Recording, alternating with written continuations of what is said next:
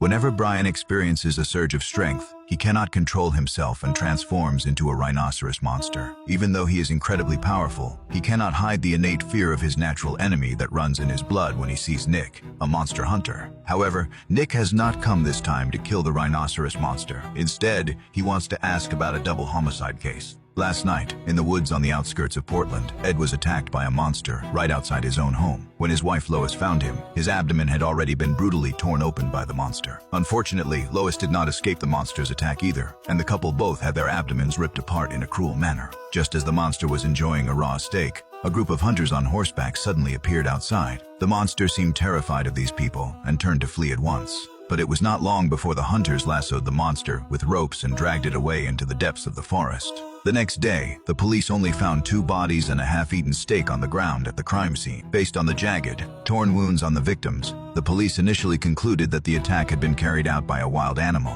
But Nick did not believe this was a case of a wild animal attacking humans, because the 2 victims only had torn wounds on their bodies, with no signs of being eaten by a beast. Furthermore, Nick and Hank also discovered some messy horseshoe prints around the house. They followed the horseshoe prints all the way into the forest. At the spot where the prints vanished, apart from seeing drag marks on the ground, Nick also found a fragment that had fallen off a saddle. The fragment appeared to be a product of the Middle Ages, and few people use such old-fashioned saddles nowadays. The police matched a fingerprint from the bodies to a suspect named Dimitri, who had been released on parole just 2 weeks earlier. Before formally arresting Dimitri, Nick and Hank decided to first talk to his parole officer to get more information. Leo, the parole officer, barely believed Dimitri was capable of such a crime. After all, Dimitri had behaved well in prison, which was why he had been granted parole. He had even contacted Leo a week prior, telling him that he was working at a nearby gym. But when Nick and Hank arrived at the gym, the manager told them Dimitri had not shown up for work for a week and could not be reached. The manager suggested the 2 men ask Brian, who was working out nearby and was close to Dimitri, he might know something about his whereabouts. Nick discovers that Brian is actually a rhinoceros monster. When Brian sees Nick, a grim hunter, he is immediately seized by fear and has no idea what to do.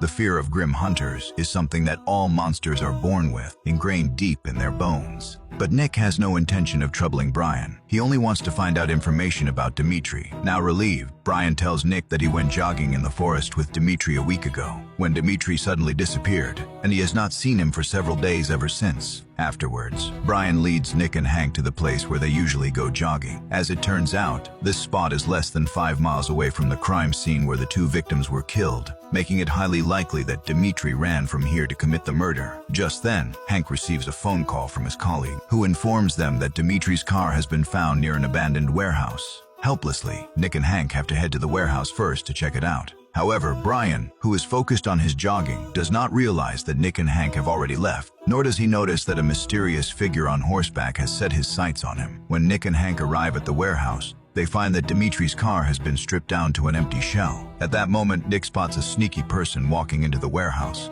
and the 2 of them immediately follow inside. As soon as they step into the warehouse, they see a large amount of bloodstains on the ground. In the middle of the warehouse, there is also a strange symbol, one that Nick has never seen before. Judging from the mottled bloodstains on it, it seems that some kind of ritual activity was carried out here. They also find many cold weapons forged in the Middle Ages at the scene, all of which are shattered, as if someone had fought a duel with them. Just then, a cry for help from their colleague rings out from outside. Nick and Hank rush outside at once, only to find that their colleague has been attacked, and the attacker has fled the scene on a speedboat. Nick and Hank have no choice but to pause their investigation and take their colleague to the hospital for treatment first. Meanwhile, Brian is jogging with headphones on and music playing, completely unaware that several hunters on horseback have appeared behind him. Before long, the riders lasso Brian with ropes and drag him away, vanishing into the depths of the forest. Nick and Hank return to the police station and immediately look into the weapons found in the abandoned warehouse. These items are combat gear dating back to the Middle Ages,